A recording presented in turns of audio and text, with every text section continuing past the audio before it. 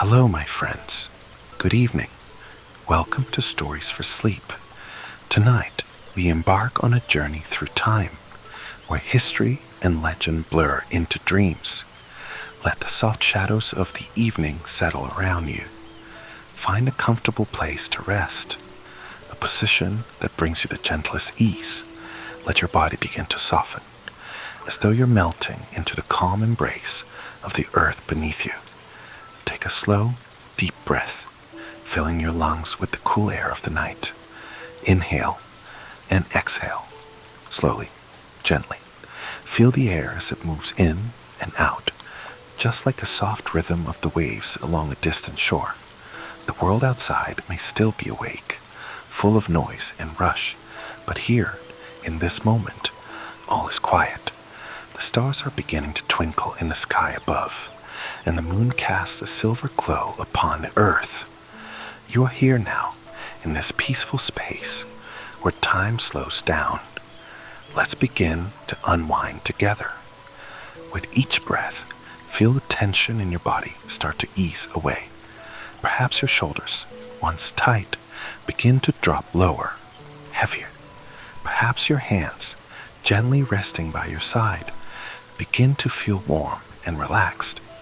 Your feet, too, soften against the surface beneath you, as if they are sinking into a deep bed of soft grass. And as you continue to breathe deeply, imagine a warm, gentle breeze caressing your skin, whispering through the leaves of an ancient forest. You're walking through this forest now, each step light and quiet on the soft earth. The air smells fresh and clean, filled with the fragrance of pine, moss, and the distant scent of salt from the sea. The path is winding, gentle and inviting. It curves through the trees, leading you towards a quiet clearing. In this clearing, you find a large stone bench, bathed in the soft light of the moon. Take a seat there, resting comfortably. Close your eyes, and with each exhale, let go of any remaining weight in your body. Feel yourself becoming lighter, more serene, as though your body and mind are sinking deeper into relaxation. Now, imagine that just ahead, in the distance, there's a beautiful, peaceful river, its surface reflecting the silver glow of the moon. The sound of water flowing softly, slowly, fills the air. Every ripple of the water is a lullaby, inviting you into its peaceful rhythm. There's no rush. The world is still, just for you. Feel the river's gentle movement in your mind, and as the water flows, let your thoughts follow the current. Let your mind drift gently down the stream, further and further into a place of calm, peace, and quiet. Let go of the worries of the day. For now, there's only rest, only this moment. Now imagine that a river is carrying you into a beautiful dream, one that takes you far from the worries and cares of the waking world. You're drifting, floating, weightless in the current. You don't need to do anything, go anywhere, just float. And now, as your body continues to relax deeper and deeper, let me share with you the story that awaits. The story of Aeneid, a warrior of Troy, a hero destined to shape the future of Rome, whose journey through ancient lands is filled with trials, gods, and love. As you rest here, drifting in the peaceful river of dreams, know that this tale will unfold slowly, like a soft flow of water across a quiet stream. The tale of Aeneid is one of destiny, of love and loss, and of the power of the gods and the will of men. And as you listen, allow yourself to be immersed in it completely, carried gently through the story, like the softest of dreams. The Aeneid is an ancient epic crafted by the poet Virgil. It begins in the aftermath of the fall of Troy, where the great city lies in ruins, its walls shattered by fire and the strength of the Greek army. Aeneas, the hero of this story, is a prince of Troy, and though his city has been destroyed, he is not defeated. His heart is heavy with loss, but his spirit remains resolute. He has a mission, a purpose, to journey across the seas, to found a new home, a new future for his people. A destiny greater than any one man, any one city awaits him. As the winds begin to stir and the story beckons, Aeneas finds himself standing at the edge of the ruins of Troy, looking out at the endless horizon before him. His heart aches, and yet he knows the path he must walk. And so he sets sail with his companions, a group of loyal Trojans, into the unknown, guided only by the will of the gods. But the gods, as you may know, are capricious, and on this journey they will play their part, sometimes as allies, sometimes as adversaries. The winds will change. Aeneas will face trials and temptations, battles and betrayals, and through it all, there will be moments of joy, moments of love, moments of deep longing, and moments of sorrow. His journey will be one of growth, of finding strength in adversity, and of fulfilling a destiny that is beyond his control. As the night deepens around you, let your mind wander to the distant shores Aeneas will soon encounter. The sea is vast, dark, and mysterious, much like the dreams we sometimes have. His ships, with their sails unfurled, glide quietly across the waves, as though they, too, are in a peaceful trance. The stars above, like beacons, guide the way forward, but the future is uncertain, full of unseen dangers and wondrous possibilities. Tonight, as you listen, let yourself drift along with Aeneas on his journey, gently, without effort, carried by the flow of the story. Feel the pull of destiny that calls him forward, and let that sense of purpose flow through you as well. There's no rush, there's no hurry, just a soft, steady rhythm of the sea, the wind in the sails, and the whisper of the gods above. And now, let's begin the tale of Aeneas. We begin where the ruins of Troy are still smoldering. The air is thick with smoke, the city reduced to ashes. Aeneas stands amidst the destruction, feeling the weight of everything he has lost. The sound of the distant waves calls to him, urging him onward. His heart aches, but his mind is clear. His fate is written in the stars, and the gods are watching. In this moment, Aeneas stands tall, a beacon of strength amidst the ruin. With one last glance at the smoldering city of Troy, he turns to his companions, his loyal followers, and begins the journey that will change the world. And now, with that first step, the story of Aeneas begins. Will you continue with him on this voyage? Let us drift onward, together. The moonlight is soft, casting long shadows across the water. Where the ships of Aeneas, their sails fluttering gently in the wind, glide slowly through the night. The sea is calm, as though the very waves themselves are aware of the great journey ahead. Beneath the serene surface, there is a world of mystery, hidden depths, unknown creatures, and whispers of gods whose eyes are always watching. As the ships of the Trojans move through the waters, the quiet rhythm of their journey carries them farther from the ashes of Troy. Each ship sails with purpose, guided by the stars and the unspoken promise of a new home. The faces of the warriors aboard these ships are weary but resolute. They know not where the winds will carry them, only that they must go on. There is no returning to what was lost. Aeneas stands at the helm of his ship, his eyes fixed on the distant horizon. His heart still aches for his city, his family, and his people. But within him stirs something else, a quiet sense of purpose, as though the gods themselves are pushing him forward. His mind is filled with the faces of his comrades, brave men who followed him into exile, who trusted him to lead them through the storm. One of these men is Achates, a loyal friend who has been by Aeneas' side since childhood. Achates stands beside him now, gazing out at the sea. There is no need for words between them.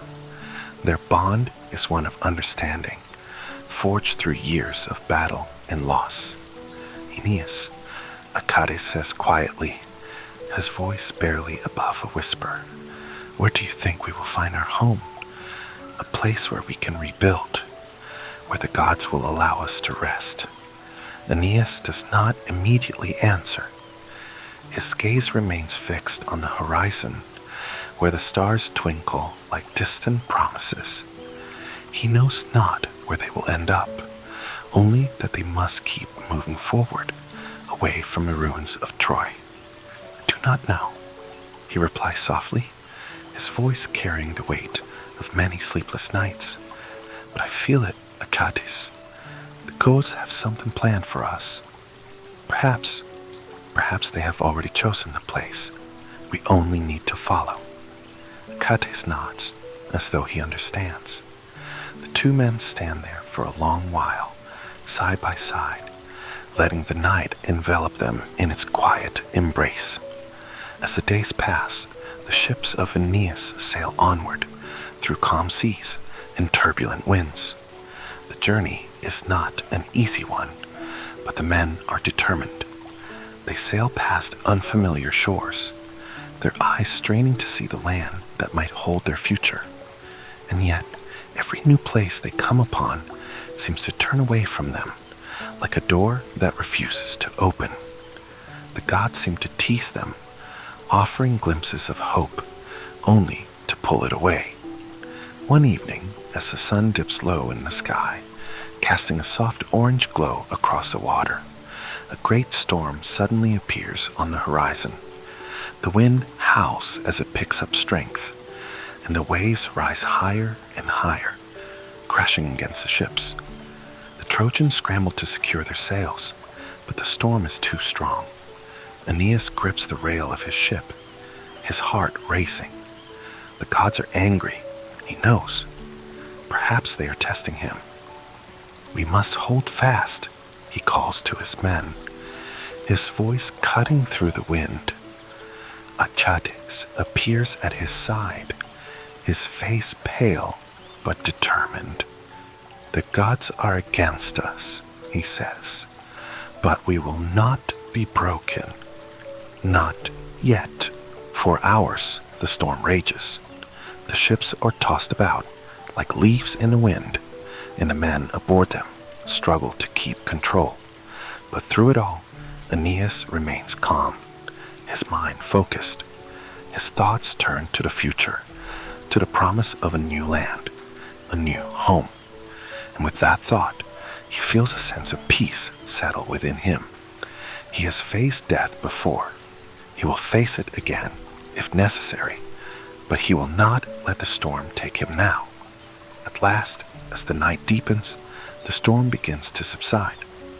The wind slows and the waves grow still.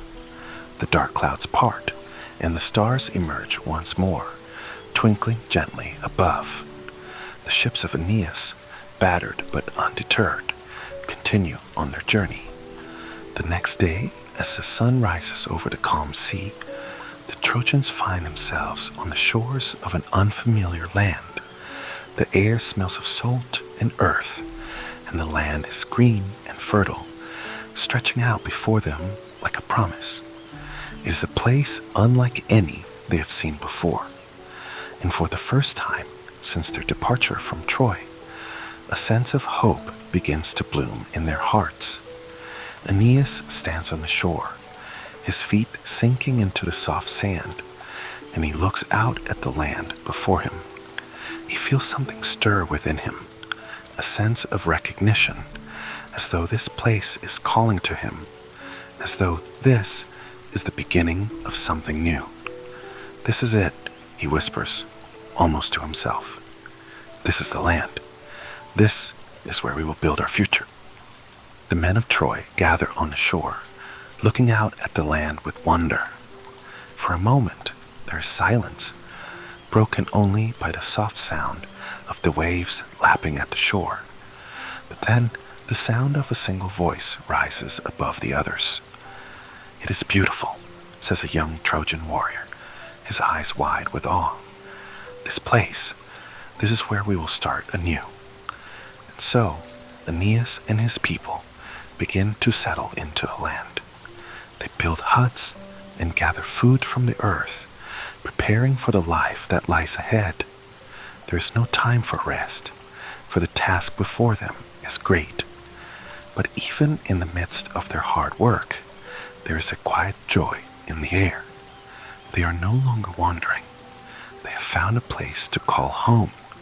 But as Aeneas watches his people work, a feeling begins to creep over him. A feeling that something is not quite right. The gods are watching, he knows, and he cannot shake the sense that they are testing him once more. The land seems too perfect, too serene. He wonders for a moment if it could all be a dream. As the days pass, Aeneas and his people continue to settle into their new life. They explore the land, searching for signs of its true nature. But there are whispers too, whispers of strange omens in the skies above, and of shadows in the forests that seem to move when no one is looking. One evening, as the sun dips below the horizon, casting long shadows over the land, Aeneas walks alone along the shore. The air is cool, and the waves crash gently against the rocks.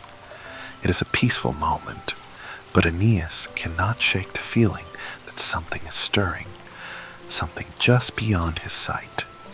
And then, as if answering his unspoken thoughts, a figure appears before him on the beach.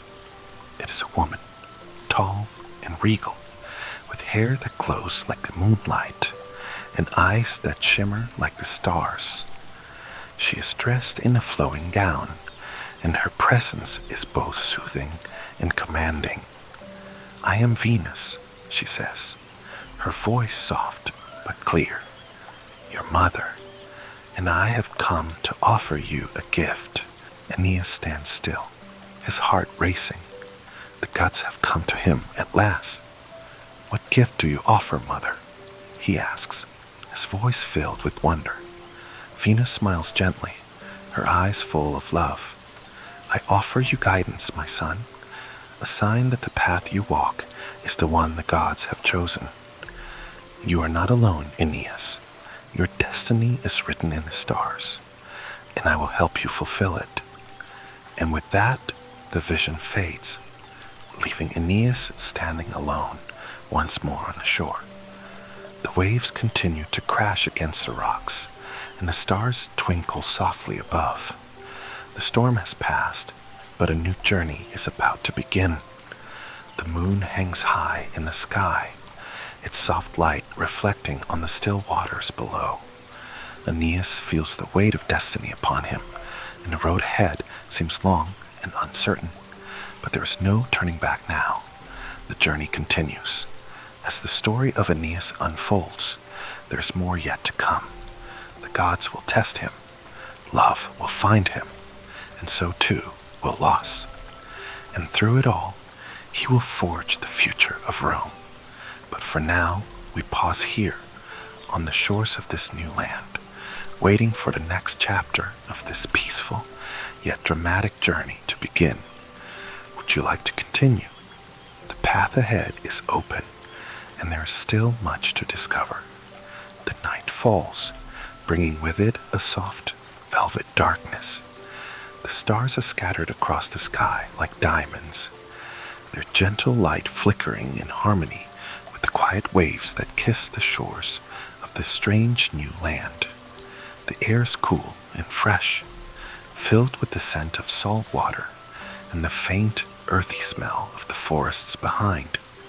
Here, in this quiet corner of the world, Aeneas and his people settle in. But peace is never a permanent guest, for the gods, ever watchful, move like shadows behind a veil of fate. Aeneas stands on a shore, his gaze drifting over the waters that stretch far beyond the horizon. He has always known, deep within his heart, that this land is but a waypoint, a resting place on his journey. His destiny lies somewhere farther, somewhere yet unknown. But for now, his people are here, finding solace in the moment, building their homes under the gentle gaze of the stars. And yet, in the quiet of the night, something stirs within Aeneas. It is a feeling, soft, like the whisper of wind through the trees, that he is not alone. His thoughts are interrupted by the sound of footsteps behind him, soft and deliberate. He turns, his heart quickening, as a figure steps from the shadows of the trees. It is a woman, tall and graceful, with a presence that commands the night itself. Her hair shines like liquid gold, her eyes glowing with an ethereal light, and her robes flow behind her like the sea's foam. Her face is both serene and sorrowful, a perfect reflection of the land she rules. It is none other than Dido, the queen of Carthage, who has come to greet him. Aeneas's breath catches in his throat. He has heard of Dido, of course, stories of her beauty and wisdom, of her strength as a leader, and the way the gods themselves have watched over her. He has heard tales of the great city of Carthage, where the shining city on the hill stands against the waves, strong and proud. But now, here she is, standing before him in the quiet night, the light of the stars dancing in her eyes. "King Aeneas," she says softly, her voice a melody that seems to echo in the stillness. "I have been expecting you." Aeneas, ever a warrior, bows his head in respect. He cannot help but feel the weight of her gaze, as though she can see into the deepest recesses of his soul.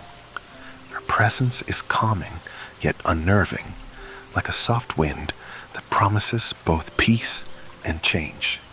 "I thank you, Queen Dido," he replies, his voice steady but touched with reverence.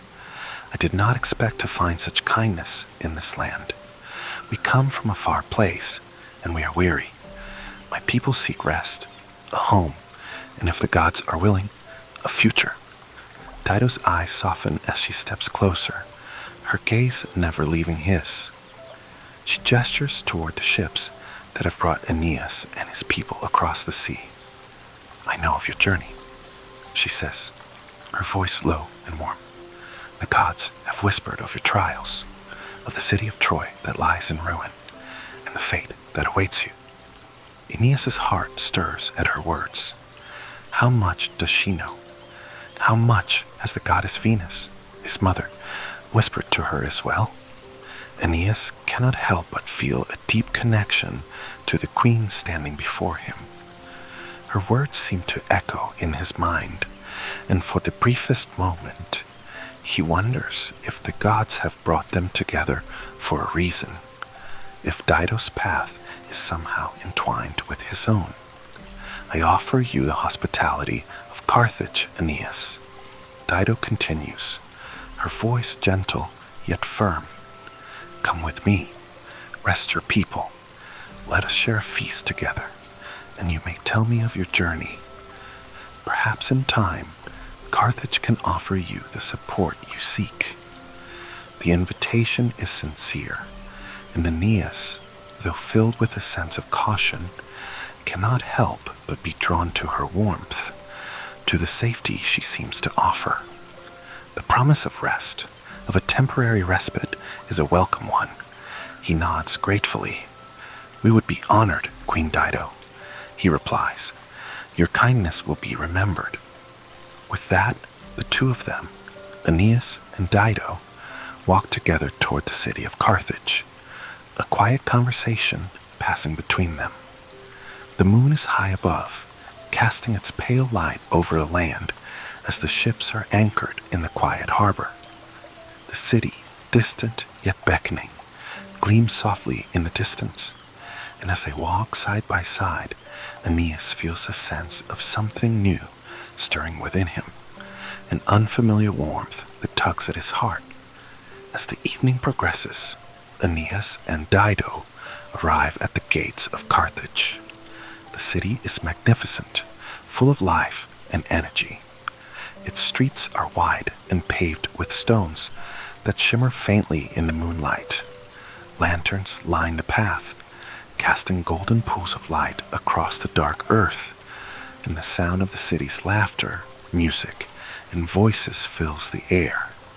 It is a place of beauty and prosperity, a beacon of hope in a world that has known so much destruction.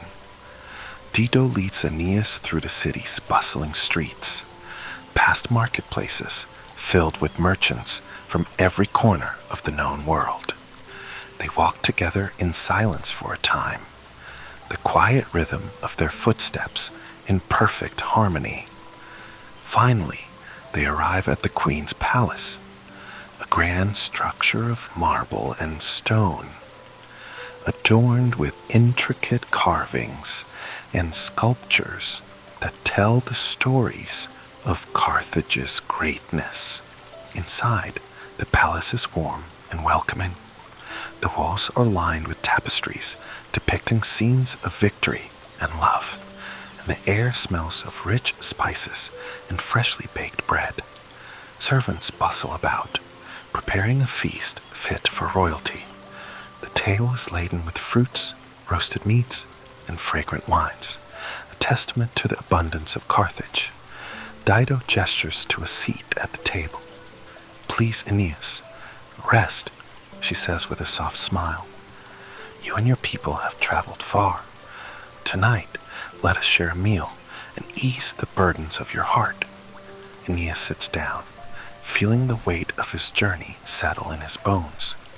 He has longed for rest, and now, in this moment of peace, he allows himself to relax, to take in the comfort of this new land. As he begins to eat, Dido watches him quietly, her gaze never far from his. After a while, the conversation turns toward the future. Aeneas tells Dido of his dreams, of his visions of the city he will one day build, of the future of Rome that he is destined to create. His voice grows stronger as he speaks, filled with the certainty that his path is true. Yet, even as he speaks of the greatness that awaits, he feels something stir within him, a growing sense of connection to this woman, to this land, and to the future they might share.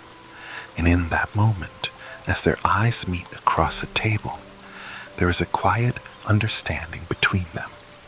Dido, too, feels it, the sense of destiny, a fate that cannot be avoided. Perhaps in another life, in another time, they might have shared a different kind of future. But for now, their destinies are separate, and their paths will diverge as quickly as they have come together. The meal continues in quiet companionship, the flickering candlelight casting shadows that dance on the walls as the two rulers speak of what is to come. But as the evening wears on, Aeneas cannot shake the feeling that the gods are watching, that their fate has already been sealed, and the choices they make tonight will shape the course of their lives forever. The stars twinkle softly above, the night quiet and full of promise. But in the distance, the winds begin to stir, and Aeneas cannot help but wonder, what will tomorrow bring? What is the price of the kindness that Dido has offered? As the meal comes to a close, and the night stretches long and deep, Aeneas feels the weight of what lies ahead. He is not yet home, not yet where the gods have promised him to be. And yet, in Dido's eyes, in the warmth of her words, he sees something more, a connection, a bond that he is not sure how to navigate. Will this land be his sanctuary, or will fate, once again, force him to leave behind another piece of his heart? The journey continues. Would you like to stay with Aeneas to see how his story unfolds with Dido? There is much yet to discover, much yet to come. The moon hangs low in the sky, bathed in soft silver light, casting its glow upon the land. The quiet waves lap gently at the shores of Carthage, where Aeneas and his people have found brief respite. Yet beneath the peaceful exterior of the city, there is a quiet stir, a tension that flows like a river just beneath the surface. The gods have woven their fate tightly around Aeneas, and the threads of destiny are pulling him forward towards something that can neither be ignored nor delayed. The winds are shifting, and the air seems thick with anticipation.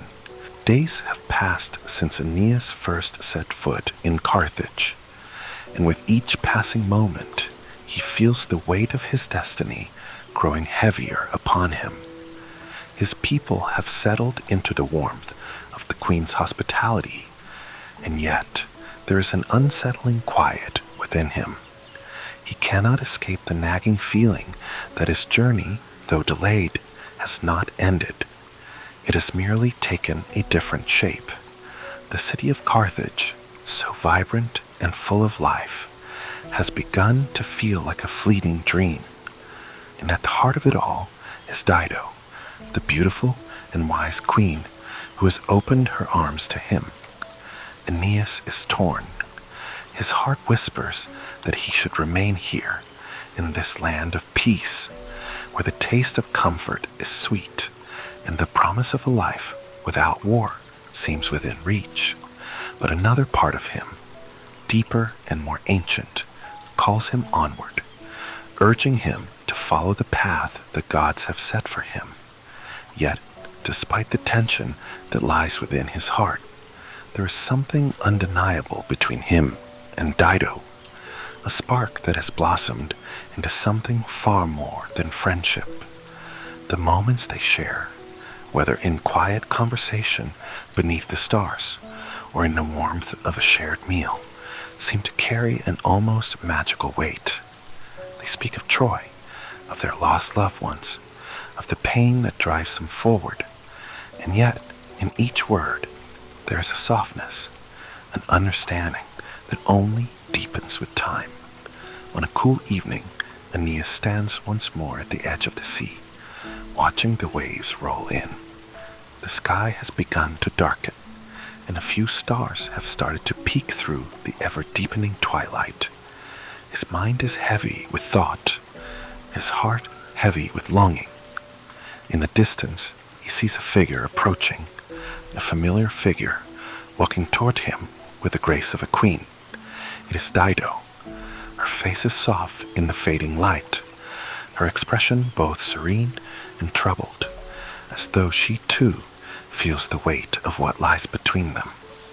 "Aeneas," she says, her voice a soft melody that seems to carry on the breeze. "I've been looking for you." He turns toward her, his heart stirring at the sound of her voice. "Here I am," he replies, his words quiet, almost as though he's unsure of what to say next. For a long moment, they simply stand there, side by side, looking out at the darkening sea. The world seems to hold its breath, waiting for something to unfold. Dido speaks again, her voice soft but filled with a longing that Aeneas feels in his very soul. "I do not know what this is between us, Aeneas," she says, her words hanging in the air like a delicate song. "But I feel it, the way you look at me, the way we speak, as if we've known each other for lifetimes, as if we've shared something even the gods themselves cannot take from us. Aeneas turns his gaze toward her, his heart racing. He has long resisted the pull between them, knowing that the gods have other plans for him, knowing that his destiny lies elsewhere. But now, in this moment, standing in the silence of the night with Dido, he cannot help but feel a deep, undeniable pull toward her. "I feel it too," he says softly, his voice barely above a whisper. "But I cannot stay, Dido. I cannot remain in this place. My people need me. The gods have a purpose for me, a purpose I cannot ignore. I have been chosen to build a new city, to found a new world." Dido's face falters for a brief moment, a shadow of pain crossing her features. She turns away, staring out at the water, as if seeking answers in the endless waves. "I know," she murmurs. "I know that you must go, that your path lies elsewhere, but it does not make it any easier. I thought we could build something here, something together." Her voice catches, and Aeneas feels the sharp sting of her words deep in his chest. He steps closer, gently placing a hand on her shoulder. "Dido, you must understand. I am bound by the will of the gods. I cannot defy them. I cannot ignore my fate." Dido turns back to face him, her eyes filled with both sorrow and resolve. "I know," she whispers, "but I cannot help what I feel, Aeneas. I have given you my heart, and now you leave me with nothing but the weight of your absence. What am I to do with that?" Aeneas stands still for a long while, unsure of how to answer. The stars overhead twinkle softly, and the sound of the waves crashing against the shore fills the air with an eternal rhythm. He longs to tell her that he, too, wishes he could stay, that he, too, wishes for the peace and love that Carthage seems to offer. But his heart knows the truth. He cannot. His journey, his destiny, calls him forward. And yet, as he stands there, the pain in Dido's eyes pierces him like a blade. He cannot bear to see her suffer, and yet he knows that the sacrifice of love is sometimes the heaviest burden of all. "I'm sorry," he says softly, the words feeling like a weight in his chest. "I did not come here to break your heart, Dido. You have shown me kindness when I had nothing, and I will never forget it. But my path, it leads me away from you." A tear slips down Dido's cheek, her eyes filling with a mixture of sadness and resignation. She nods slowly, her gaze never leaving his. "I understand," she says quietly. "I understand that you must follow the gods. But I will not forget you, Aeneas. I will never forget what we shared, what could have been." Aeneas reaches out and gently takes her hand, squeezing it softly. "Neither will I, Dido. Never." And with that, the silence stretches between them once more. The night is quiet, save for the sound of the waves, and Aeneas feels as though time itself has slowed, as though the universe is holding its breath, waiting for them to make one final choice. The days that follow were filled with the quiet tension of unspoken words. Aeneas knows that his time in Carthage is nearing its end. The gods are calling him, and he must answer. His heart, however, is heavy with the parting that is to come. One evening, as the sun sets in a blaze of orange and gold, Aeneas gathers his people. The time has come to set sail once more, to leave the shores of Carthage behind. As he stands before his men, he feels a deep sadness in his chest. They have come to trust him, to look to him as their leader. But this decision, this departure, would not be easy for any of them. And yet, as Aeneas stands there, ready to make the announcement, his eyes catch the figure of Dido, standing in the distance. She watches him from the edge of the city, her face filled with both sorrow and strength. The sight of her standing there alone causes his heart to falter, but he knows that this is the only path he can follow. With a heavy heart, Aeneas turns to his men, his voice steady but filled with the weight of the decision. "We set sail at dawn," he announces, his words quiet but resolute. "The gods have called us to continue our journey.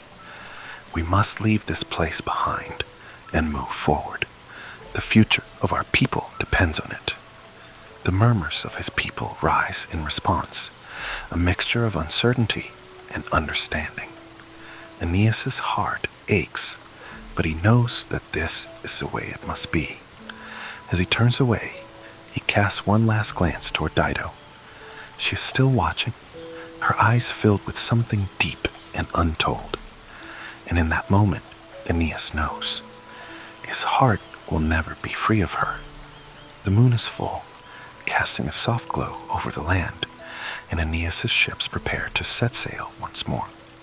Carthage, a land of love and loss, fades slowly into the distance, its memory etched forever in Aeneas's heart. The sea awaits, as it always does, and the gods watch from the heavens above. The journey continues. Would you like to stay with Aeneas as he faces the challenges that lie ahead? Or is it time to explore what's to come next? There's always more to discover, and the story of fate and love is far from over. The sea stretches endlessly before them, its dark waves catching the pale light of the moon. The air is cool, carrying with it the scent of salt and the distant promise of lands yet unseen. Aeneas stands at the helm of his ship, his eyes fixed on the horizon. The glow of Carthage, now far behind him, fades into the night, a city full of memories and the pain of love lost. The stars above seem distant, cold, as though they, too, have witnessed the sorrow of parting. The journey has been long, the trials many, but the road ahead remains uncertain. Aeneas cannot escape the weight in his heart. He knows that he has made the right decision, that the gods have a purpose for him, that Rome must rise from the ashes of Troy. And yet, in the quiet of the night, when the wind whispers through the sails and the sea sings its mournful song, the memory of Dido haunts him. As the days pass, the landscape changes and the winds shift, but Aeneas's heart remains heavy. His mind often drifts back to the days spent in Carthage, to the warmth of Dido's gaze, to the quiet moments they shared. He can still feel the softness of her hand in his, the sweet sadness of her voice as she spoke of their love, a love that could never be, a love that, no matter how deep, was doomed from the start. The memory of Dido's final words still rings in his ears, like a soft echo that refuses to fade. "I will not forget you, Aeneas. I will never forget what we shared." These words have followed him across the sea, and now they weigh on him like the weight of 1,000 stones. He did not want to leave her. He did not want to be the cause of her pain. And yet, as much as his heart aches, he knows there is no other way. His destiny is not his own to choose. It is carved by the gods, and he must follow the path laid before him. But fate, it seems, has a cruel way of revealing itself. And so, Aeneas sails forward into the unknown, knowing that the future he is bound to build will always carry the shadow of a love he left behind. A few days into their voyage, the winds begin to shift. The sky, once clear and calm, grows heavy with clouds. The sea becomes restless, the waves rising and falling in a rhythmic dance of turmoil. Aeneas, ever watchful, stands at the bow of his ship, his gaze scanning the horizon. His men, too, sense the change.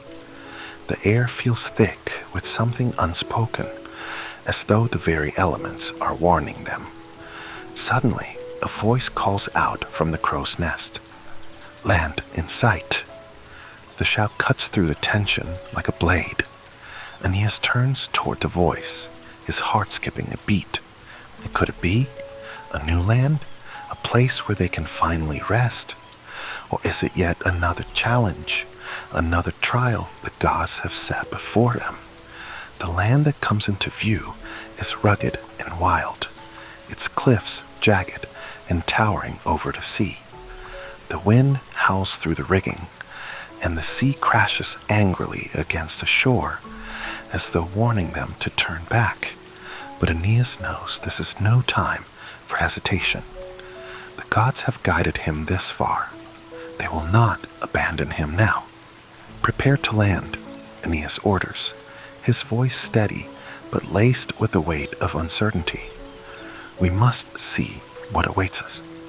As the ships draw closer to shore, the crew works quickly, pulling the boats into the shallows and securing them along the rocky coastline. Aeneas steps onto the land, the earth beneath his feet, solid and firm after so many days upon the water. The air here is different, sharp, almost electric, and the sound of the crashing waves fills the silence of the moment. The land is barren and windswept, but Aeneas feels a strange pull here, as though this is a place where his journey will reach its next chapter. But as he looks around, he sees no signs of civilization, only the rugged coastline and the wild hills that rise up before them. He leads his men inland, determined to find shelter and rest before continuing their journey.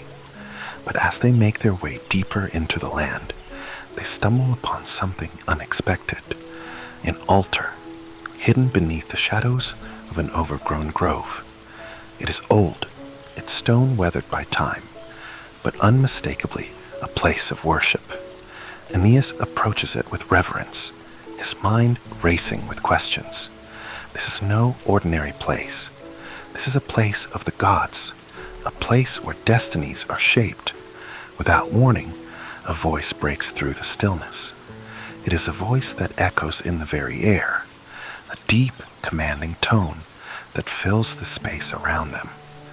Aeneas, son of Venus, your journey has not yet reached its end, but your heart is troubled. Aeneas's heart skips in his chest. He knows that voice. It is the voice of Mercury, the messenger of the gods, whose wings bring the will of Jupiter to the earth.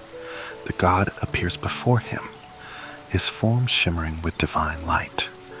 You have been called to fulfill your fate, Aeneas, Mercury says, his gaze steady and unwavering. The gods have spoken, and the time has come for you to leave the past behind. Aeneas dropped to his knees, his eyes filled with both awe and fear. I have done as I was commanded, he says, his voice trembling. But the memory of Dido, it haunts me. I left her behind, and in doing so, I left a part of myself. Mercury's eyes soften, a flicker of compassion in them. Aeneas, your heart is noble, and your grief is understood. But you must remember, the future of your people, the future of Rome, is greater than the love you have lost. Your destiny is not bound by what could have been. It is shaped by what will be. The god's words strike deep within Aeneas. He understands, but the pain still lingers in his chest. He rises to his feet, his heart heavy, yet resolute. I will not forget her, Mercury, Aeneas says softly, his voice barely above a whisper. But I will continue on the path the gods have set for me. I will build the city that is meant to rise from the ashes of Troy. Mercury nods, his expression somber. Remember, Aeneas, that the gods watch over you, and though the road may be long and filled with sorrow, the future you are building is one that will last for eternity. With those words, the god disappears, leaving Aeneas alone once more, standing before the altar. The The winds begin to calm, the sea growing quiet as the storm passes. Aeneas stands there for a long moment, his thoughts swirling, his heart both heavy and determined. As the days pass, the winds grow gentler, and Aeneas's ships are ready once more.